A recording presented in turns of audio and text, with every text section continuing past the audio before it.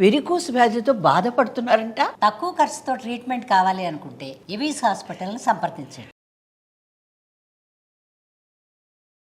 నమస్తే రమగారు. నమస్తే జయ. రమగారు, విక్రమ బెత్తాల కథలు చాలా రోజులు అవుతుందండి. చెప్తాం. పట్టువదలని విక్రమార్కుడు మళ్ళీ లోపలికి నడిచాడు. కళేబరాన్ని భుజం మీద వేసుకున్నాడు. వెనక్కి నడుస్తున్నాడు. దాన్ని ఆశ్రయించుకుని ఉన్న భేతాళుడు రాజుగారితోటి మాట్లాడుతున్నాడు. నువ్వు చాలా ఓపికవంతుడివి, మళ్ళీ మళ్ళీ వస్తున్నావు, నీకు మార్గాయాసం తెలియకుండా ఒక కథ చెప్తానని ఒక కథ చెప్పడం మొదలుపెట్టాడు. పూర్వమట ఒక పెద్ద షావుకారు గారింట్లో కన్నయ్య అని ఒక కుర్రాడు ఉండేవాడు. వాడు బాగా పనిచేసేవాడు. జమీందార్ గారింట్లోనే ఉండేవాడు. వాడికి ఏం జీతం భత్యం లేవు పాపం. వాళ్ళ నాన్నో తాతో ముత్తాత వాళ్ళ నాన్నో ఈ జమీందారు దగ్గర షావుకారు దగ్గర అప్పులు చేసి వెట్టి బానిసల కింద ఉండిపోయారు. వాళ్ళు అక్కడే తింటూ ఉంటాడు, అక్కడే తిరుగుతాడు. ఏడాదికి 2 జతలో 3 జతలో బట్టలు కుట్టిస్తారు. ఏమన్నా ఇళ్లలో పెళ్ళి పబ్బము పెద్ద పెద్ద పూజలు వస్తే పాలేళ్ళందరికీ బట్టలు తీస్తారు. వీడికి కూడా ఒక జత బట్టలు వస్తాయి. ఏ అల్లుడు గారో అబ్బాయి గారో విప్పేసిన బట్టలేవో పాత బట్టలేవో ఇస్తారు. ఉంటూ ఉండేవాడు. వీళ్ళకి నమ్మిన బంటుగానే ఉన్నాడు. డబ్బు అయితే లేదు వాడి దగ్గర. అయితే ఈ షావుకారు గారింటికి ఒక బంధువుల సమూహం వచ్చింది. ఒక 7-8 మంది బంధువులు ఒకేసారి యాత్రలకి వెళ్ళి ఇక మొత్తం వాళ్ళు భారతదేశం ఇటు నార్త్ ఇండియా అంతా తిరిగారు. తిరిగి వచ్చి యాత్రల నుంచి తిరిగి వస్తూ వీళ్ళింటో ఆగారు. అప్పట్లో మజిలీలు చేసేవాళ్ళు కదా, పెద్ద పెద్ద ప్రయాణాలు చేసి ఇలా ఎవరైనా మధ్యలో ఊళ్ళల్లో ఎక్కడో చోట ఆగిపోయి కాస్త విశ్రాంతి తీసుకుని 4 రోజులు ఉండి మళ్ళీ ఏదో కొంత మూట కట్టుకుని మళ్ళీ బయలుదేరేవాళ్ళు. షావుకారు గారు మంచి మోతుబరి కాబట్టి వీళ్ళింటో ఆగారు వాళ్ళు. ఆగితే ఇక వచ్చిన వాళ్ళంతా చిన్నవాడో కథ, పెద్దవాడో కథ, మామగారో కథ, పెద్దమ్మో కథ చొప్పున అందరూ అన్ని ఊళ్ళ గాథలు విపరీతంగా వినిపించారు.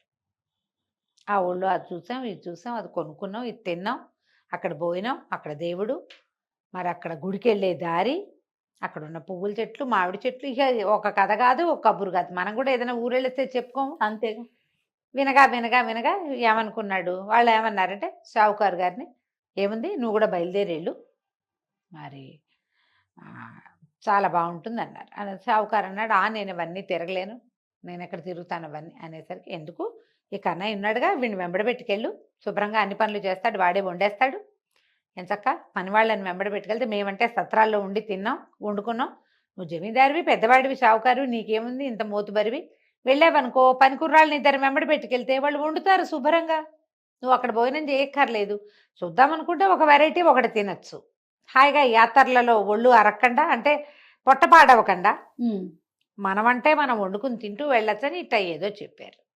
ఈ కన్నయ్యని తీసుకెళ్ళని 2 సార్లు 3 సార్లు అంటే ఆ కన్నయ్యకి ఆహాహా జమీందార్ గారు వెళ్తాడు, తప్పకుండా మనం కూడా వెళ్ళిపోతాం అని వచ్చింది ఊహ.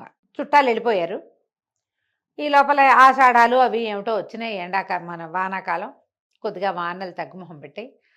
గురుగారు జమీందారు బయలుదేరతాడేమో అని కన్నయ్య అనుకున్నాడు. కానీ ఆయన ఏం బయలుదేరలేదు. 4 సార్లు 3 సార్లు ఆ మాట వచ్చినప్పుడు ఏమైనా అంటాడేమో అయ్యగారని చూశాడు.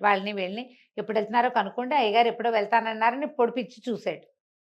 పొడిచినా గిరిచినా ఆయనేం మాట్లాడటల్లా. ఓ రోజు ఏమన్నాడు చివరికి ఈ మాటలన్నీ అయ్యాక, అయ్యగారు మనం యాత్రలకు వెళ్దామన్నారు కాదండి, మరి వానలు వెళ్ళిపోయినాయి, చలికాలం మొదలైంది, చలి ముదరకు ముందే ఒక 4 రోజులు అట్టా వెళ్ళొస్తే బాగుంటుందండి, ఈ కాలం బాగుంటుందిట, పెద్దమ్మగారు ఈ మాటే చెప్పారు, అక్టోబర్ నవంబర్లలో వెళ్తే బాగుంటుందని అని అన్నాడు.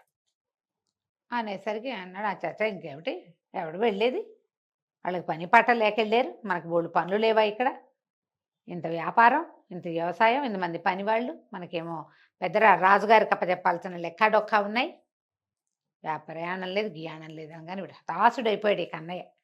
అయ్యో పోయిందే ప్రయాణం, చాలా ప్లాన్ చేసుకున్నాడు చక్కగా వెళ్ళి రావాలని, 4 చూడాలని. ఇక వాడికి బాధ వచ్చేసింది, తనకి వెళ్ళాలని ఉంది, ఎలాగా, తన దగ్గర రూపాయి లేదు. 4 రోజులు 5 రోజులు వారం రోజులు ఆలోచించి అయ్యగారు నేను వెళ్ళొస్తానండి తీర్థయాత్రలకి అన్నాడు. ఏం పెట్టి వెళ్తావురా అన్నాడు ఆయన. ఏమన్నా పెట్టం ఎందుకండి, వెళ్ళిపోతాను అంతే, ఇంకా ఎక్కడేది దొరికితే అది తింటాను, ఏ సత్రాల్లో అన్నాలు పెట్టే సత్రాలు బోల్డ్ ఉన్నాయని పెద్దమ్మ చెప్పింది, పెద్దనాన్నగారు కూడా చెప్పాడండి, నేను వెళ్ళిపోతానండి అన్నాడు. ఇక జమీందారు గారు నీ ఏడుపుని వేడ్చుకో వెదవా, రూపాయి ఇవ్వను నీకు అన్నాడు. రూపాయి లేదు, అర్థ లేదు. ఒక చిన్న చేతి సంచితో ఒక్క చొక్కా, ఇంకొక చొక్కా, పంచా కండువా, ఒంటి మీద ఉన్న బట్టలతోటి కన్నయ్య ఊళ్ళోంచి బయటికి వెళ్ళిపోయాడు. వారా వీరా నడిచి వెళ్తున్నారు. మేము శ్రీశైలం వెళ్తున్నామంటే వాళ్ళ తన కలబడిపోయాడు. శ్రీశైలం చూశాడు. శ్రీశైలంలో భోజనం పెడతారు. శుభ్రంగా అక్కడ తిని ఆ రోజంతా శ్రీశైలంలో తిరిగాడు. మళ్ళీ ఇంకెక్కడికో పోతున్నాం ఎవరంటే వాళ్ళ వెనకాల పడిపోయాడు. ఇట్లా వెళ్ళటం మొదలుపెట్టాడు. అట్లా అట్లా అట్లా అట్లా మెల్లిగా ఉత్తర భారతదేశపు యాత్ర వైపుకి మళ్ళీపోయాడు. ఓ ఎక్కడైతే దొరికితే అది తిన్నాడు. పైగా పాతకాలంలో ఇన్ని స్నాక్సా, ఈ వ్యవహారమా, తిన్నప్పుడే శుభ్రంగా అన్నం తినేయటం. పైగా ఇలా యాత్ర వైపుకు వెళ్తున్న వాళ్ళకి ఒక ముద్ద అన్నం పెట్టడానికి అసలు ప్రజలు వెనక్కి తీసేవాళ్ళు కాదు. ఆ కాలం అట్లాంటిది. అదో బంగారు కాలం అంతే అనుకోవాలి కదా. అంతే కదా. 2 రోజులుండి కాస్త ఈ పని చేసి పెట్టు, 2 పూటలు మా ఇంట్లో తినబోయ్ అనేవాళ్ళు కూడా. ఆహా పనులు గడ్డి వాము వేస్తున్నావు, కాస్త వాము వేసి పెట్టు, ఈ 2 రోజులు తిందు కానీ అని 2 రోజులకి భోజనం మూట కట్టి ఇచ్చేవాళ్ళు కూడా కనపడేవాళ్ళు. అవి జరిగేవి. ఇప్పుడు కాలం ఇట్లా దేశం గొడ్డిపోయింది కానీ అప్పట్లో కాదు పాపం. వెళ్ళగా వెళ్ళగా ఏమైంది, ఇతను ఒక చోట సత్రంలో పడుకున్నాడు. ఈ కన్నయ్య పడుకుంటే ఏమైంది, తెల్లవారి ఈ అబ్బాయి లేవటానికి ముందే ఇంచుమించు సత్రం ఖాళీ అయిపోయింది. ఓ లేటుగా లేచాడు. రాత్రి బాగా అలసటగా ఉండి కాళ్ళు నొప్పులుగా ఉండి 2 సార్లు 3 సార్లు మేలుకు వచ్చేసింది. ఇతను లేచి మొహం కాళ్ళు చేతులు కడుక్కున్నాడు. వాళ్ళు ఏదో ఇంత సద్దన్నం పెట్టారు. ఆ సత్రం ఆయన ఏదో అన్నం పెట్టాడు. శుభ్రంగా వీడు అన్నం తినేశాడు. తన బట్టలు తెల్లవారి నిద్ర లేవగానే జాడి చారేసుకున్నాడు. ఆరిన బట్టల్ని నువ్వు దగ్గర జాడించుకుని మంచినీళ్ళతో నువ్వు ఉతుక్కుంటే బట్టలు శుభ్రంగా ఉంటాయి. బట్టలు మడత పెట్టుకుని సంచిలో పెట్టుకుని ఆ చిన్నది ఇంతది పెట్టుకుని యువతలకు వస్తుంటే, ఓయ్ ఓయ్ గుర్రాడా ఏమిటో నీ సంచి వదిలిపెట్టిపోతావు, సంచి పట్టుకెళ్ళు అని ఒక సంచి ఆయన చేతులు పెట్టాడు. అబ్బాయి ఇది నాది కాదండి అని అన్నాడు. నీది కాపాడటం ఏంటి, నువ్వు పడుకున్న చోటే ఉంది, అన్నీ మర్చిపోతారు ఈ కాలపు పిల్లలంతే, పద పద ఇపుచ్చుకో అనేసి ఆయన ఏం చేశాడు, ఒక సంచి వీడి చేతులు పెట్టేసి ఆయన దబదబా లోపలికి వెళ్ళిపోయాడు. ఏం చేయాలో తెలియదు. సంచి ఎవరిది, మన దగ్గర ఉన్నది ఏమిటి, ఓ చొక్కా, ఒక పంచ, ఒక గావంచ, అదే ఒక ఉత్తరయం, ఒక తువ్వాల్ లాంటిది, అది ఇంత చిన్న మూట సంకల పెట్టుకునేది, సంచి కాదు, ఇదేదో బ్యాగు. ఏం చేయాలో తెలియలే. ఈ లోపల ఆయన ఏం చేశాడు, వీడిని వదిలిపెట్టి లోపలికి వెళ్ళి దబదబా అట్టించి తలుపులు వేసుకొచ్చేస్తున్నాడు. ఆయన ఎక్కడికో వెళ్ళిపోవాలి. ఇతను బయట ఉంచుండగానే ఇతను ఆలోచిస్తున్నాడు. ఆయన వాకిలి తాళం వేసాడు. అందరు వెళ్ళిపోయారు. సత్రంలో పిట్ట పరుగు లేదు, ఎవరు లేరు, మనిషి అన్నవాళ్ళు లేరు, పనివాళ్ళు ఎవరు లేరు. ఆయన తాళం వేసుకుని ఆయన దారిని ఆయన వెళ్ళిపోయాడు. ఇతను నుంచున్నాడు. ఏమున్నాయో చూద్దామని చూస్తే దాంట్లో డబ్బులున్నాయి, మంచి బట్టలున్నాయి. ఏం చేయాలి, ఎవరిదో సంచి. అయ్యో ఈ సంచి ఎవరైనా వదిలిపెట్టిపోయారు ఏమిటో, చూద్దాము, ఎవరైనా సంచి వదిలేసాం సత్రంలో అంటారేమో వాళ్ళకి ఇద్దామని ఆ సంచి పుచ్చుకుని బయలుదేరాడు. వెళ్ళాడు. ఎవ్వరూ సంచి పోగొట్టుకున్నామని చెప్పిన వాళ్ళు లేరు. ఆ యాత్రలో చాలా మంది ఆ సత్రంలోన మేము దిగాం, నిన్న రాత్రి దిగాం, మొన్న రాత్రి దిగాం, అటు మొన్న దిగాం, వీళ్ళే ఉన్నారు కానీ సంచి వదిలేసాం వాళ్ళెవరూ లేరు. వెళ్ళగా ఏమైంది, ఓ పడవ ఒక చోట పడవ ఎక్కాడు. పడవ చాలా మంది ఉన్నారు పడవలో. మరి ఆ వెళ్తున్న వాళ్ళు వాళ్ళతో పాటు వెళ్తూ వచ్చాడు. వాళ్ళతో చిన్న చిన్న మజిలీల దగ్గర కూడా ఆగాడు. పెద్ద చోటుకి పడవెక్కారు. పడవెక్కితే నా దగ్గర డబ్బులు లేవన్నాడు. లేకపోవడం ఏంటి, సంచి పుచ్చుకు తిరుగుతున్నావు, అందులో లేవా అని అతనితో పాటు 3 రోజులుగా ప్రయాణం చేసి ఆ గుళ్ళకి ఈ గుళ్ళకి తిరుగుతున్న అతను ఏమిటో గల్లు అంటోంది సంచి అని చట్టుకుని ఇతని చేతిలో ఉన్న సంచి తీసుకుని ఓపెన్ చేసి చూసి, ఏమిటి డబ్బులున్నాయి, బట్టలున్నాయి, ఏం నేను గొప్పవాడు అనుకుంటారని భయమా, శుభ్రమైన బట్ట కట్టుకోవచ్చు కదా, అట్లా చిరిపోయి పాత పడిపోయిన పంచ కట్టుకున్నావు, బట్టలు కట్టుకో మంచివి, డబ్బులు వాడుకో, అట్లా డబ్బులు లోపల పెట్టుకుని వాడుకోకుండా ఉండకూడదు అని అన్నాడు. చిన్న కుర్రాడు ఇతను, ఒక 20-19 ఏళ్ళ వాడు. ఆ ఉన్న వాళ్ళందరూ పెద్దవాళ్ళు. ఈ పిల్లాడు ఉన్నాడు వాళ్ళతో పాటు. అందరివి సంచులు మోసాడు, బ్యాగులు అందించాడు. ఎవరైనా కాయలు బాగున్నాయంటే చొట్టెక్కి జామకాయలు కోసాడు. వాళ్ళందరూ పిల్లాడి పట్ల ప్రీతి వహించి, ఎందుకో మంచి బట్టలే కట్టుకోకుండా పాత గుడ్డలు కట్టుకున్నావు, ఊళ్ళోకి వెళ్ళేటప్పుడు శుభ్రమైన గుడ్డ కట్టుకోవాలి, ఇన్ని డబ్బులు ఉంటే వాడుకో, హాయిగా తిను, సత్రాల్లో దిగటం ఏం కర్మ, కాస్తంత కొనుక్కుని తింటే ఆరోగ్యం బాగుంటుందని బోధించారు. ఈ డబ్బంతా మెల్లిగా వాడకం అయిపోవటం మొదలుపెట్టింది. బట్టలు కట్టేసుకున్నాడు, సంచి మాత్రం వదిలిపెట్టల. ఇక మొత్తం ఉత్తర భారతదేశం యాత్ర అంతా అయిపోయింది. దక్షిణ భారతదేశపు యాత్ర కూడా సగపడయ్యాక మరి ఇది ఎక్కడ ఇంచుమించుగా ఈ కర్ణాటకలో ఒక ప్రాంతంలో ఒక దేవాలయం దగ్గర ఆయన ఎవరో పట్టేసుకున్నాడు వీణ్ణి, ఈ కన్నయ్యని. ఎవడెవరావు నువ్వు?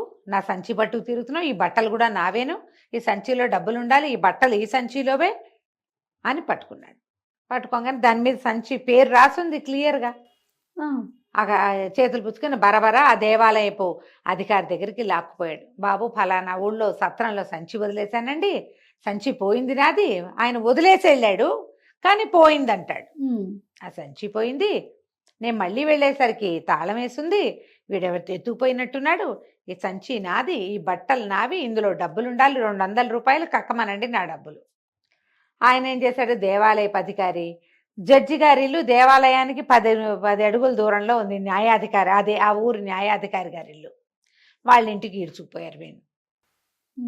ఈయన ఒక మహాభక్తుడు, ఈయన దేవాలయాలు తిరుగుతాడు, ఈయన సంచి పోగొట్టుకున్నాడు ఫలానా అదేదో ఊళ్ళో ధర్మాపురంలోనో రామాపురంలోనో, ఇగో ఆ సంచి, అవును నేను రామాపురం నుంచే తెచ్చానని ఒప్పుకున్నాడు వీడు.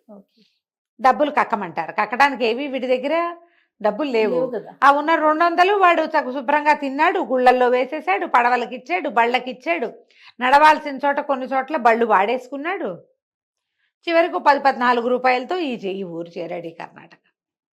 అక్కడి నుంచి న్యాయాధికారి 4-5-10 ప్రశ్నలు వేసి, ఒరే అబ్బాయి, ఈయన యాత్రల కోసం పెట్టుకున్న డబ్బులన్నిటితోటి నువ్వు యాత్రలు చేసేసావు కదా కదా నువ్వు ఇక వీళ్ళ ఇంట్లో పనిచేయి 200 బాకీ తీరేదాకా. వాళ్ళ ఇంట్లో పనిచేసి బాకీ తీర్చుకో. ఆయన కూడా ఒప్పుకున్నాడు. న్యాయాధికారి చెప్పిన మాట వినాలిగా, వాడి దగ్గర డబ్బులు లేవు, వాడు ఇవ్వలేడు. సరే, ఆయన వెనకాల పడి వాళ్ళ ఇంటికి వెళ్ళిపోయాడు. ఈ కథని ఈయన మన బేతాళుడు విక్రమార్కుడికి చెప్పాడు. ఈ శిక్ష న్యాయమైందేనా కన్నయ్యకి? ఇది న్యాయమైన శిక్షేనా? ఇలాంటి శిక్ష వేయచ్చా? నువ్వైతే ఏం చేస్తావు అంటే విక్రమార్కుడు నవ్వాడు. ఇది అన్యాయం కాదు, న్యాయమే. యాత్రలు చేయాలని బయలుదేరాడు కన్నయ్య. తన శక్తితో కొంత చేశాడు. మిగిలిన ఉత్తర భారతదేశపు యాత్ర, దక్షిణ భారతంలో సగపడి యాత్ర దేంతో చేశాడు? తన డబ్బులతోటి. ఇప్పుడు ఇది శిక్ష ఎందుకైంది? అసలు దాన్ని శిక్ష అనకూడదు, బాకీ తీర్చుకుంటున్నాడు. ఒకవేళ జమీందారే కనుక 200 రూపాయలు వీడికి ఇచ్చుంటే ఆ 200కి సరిపడా మళ్ళీ పని చేయించుకునేవాడు ఆయన. అంతే, అది జరిగేదే. అంతే, ఇది శిక్ష అసలు కానే కాదు, ఇది న్యాయం, కరెక్ట్, ఇదే చెయ్యాలి. తనకి దొరికిన డబ్బులు వాడుకున్నాడు కదా కన్నయ్య, అది బేతాళుడు ప్రశ్న. వీడి డబ్బు అయితే ఏంటి, ఎవరి డబ్బు అయితే ఏంటి, డబ్బులు దొరికినాయి వాడుకున్నాడు. అది తప్ప అంటే తప్పు కాదు, అది తప్పు కాదు, కానీ ఇది శిక్ష కాదు. కన్నయ్య అయినా చేసేవాడు ఈ పని. వాడికి ఎవరన్నా 200 ఇచ్చి నువ్వు 10 ఊళ్ళు తిరిగిరా, తర్వాత మా ఇంట్లో వచ్చి పని చేయండి ఒప్పుకుంటాడు. ఎందుకంటే వాడి చిన్నతనం నుంచి పని చేయటమే వాడు అలవాటు, అంతే కదా. కాబట్టి ఇది ఎంత మాత్రం అన్యాయం కాదు, ఇది న్యాయమైనదే. చాలా హాయిగా పనిచేస్తాడు. ఇది శిక్షగా వాడు అసలు భావించడు, ఎందుకంటే శిక్షగా భావించే గుణం లేదు వాడికి.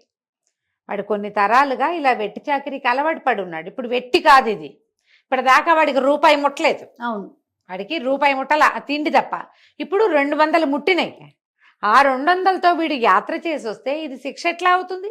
అప్పు తీర్చుకున్నట్టు కదా. అంతేగా. కాబట్టి ఇది అప్పు తీర్చుకోవటమే కానీ ఇది అసలు శిక్షగా అనడానికి వీలే లేదన్నాడు విక్రమార్కుడు. బేతాళుడు నవ్వాడు. నువ్వు బాగా తెలివిగా చెప్తావు, నీకు మంచి మంచి తెలివితేటలున్నాయి, కానీ నువ్వు మౌనభంగం చేసావు కదా, నేను వెళ్ళిపోతున్నానని శవంతో సహా మళ్ళీ బేతాళుడు చెట్టెక్కాడు. ఏం చేస్తాడు విక్రమార్కుడు? మళ్ళీ వెనక్కి తిరిగి నడవటం మొదలుపెట్టాడు. కథ కంచికి మనం ఇంటికి. చాలా బాగుందండి. నమస్తే. నమస్తే.